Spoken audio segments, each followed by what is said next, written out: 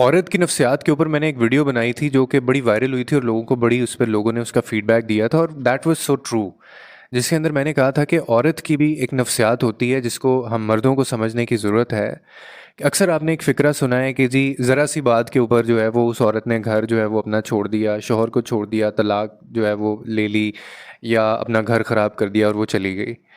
लेकिन हमने ये कभी नहीं सोचा होता कि वो ज़रा सी बात असल में है क्या थी। हमेशा याद रखें औरत की एक नफ्सियात है और वो ये है कि औरत हमेशा माफ़ कर देती है लेकिन भूलती नहीं है। आप फिर वो गलती करेंगे वो फिर माफ़ कर देगी, भूलेगी नहीं। आप फिर वो करेंगे वो फिर माफ़ करेगी लेकिन भूलेगी नहीं।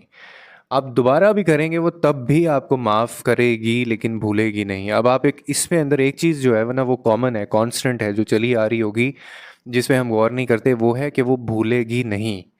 और जब ये पैटर्न बनते जाते हैं ना और बार बार ये चीज़ें हो रही होती हैं, तो फिर एक टाइम ऐसा आता है, एक वक्त ऐसा आता है कि ये एकदम से ये सारी चीज़ें जो हैं वो माउंट अप होती रहती हैं और वो अचानक से फ्रस्ट्रेट होकर सामने आ जाती हैं। और हम ये कहते हैं, हम सोसाइटी में लोग जो रहते हैं, हम ये कहना शुरू कर देते हैं कि जी वो ज़रा सी बात के ऊपर उसने जो है वो अलहदगी इख्तियार कर ली।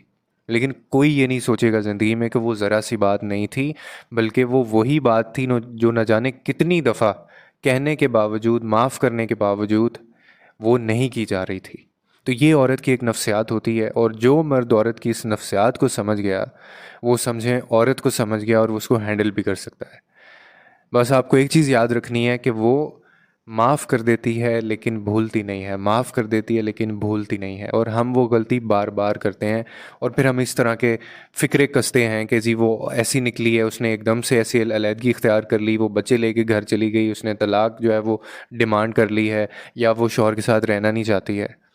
तो फिर हम लोग जो है ना वो गलत तरीके से चीज़ों को पोर्ट्रे करते हैं। हमेशा नफ्सियात को समझा करें किसी भी जेंडर की।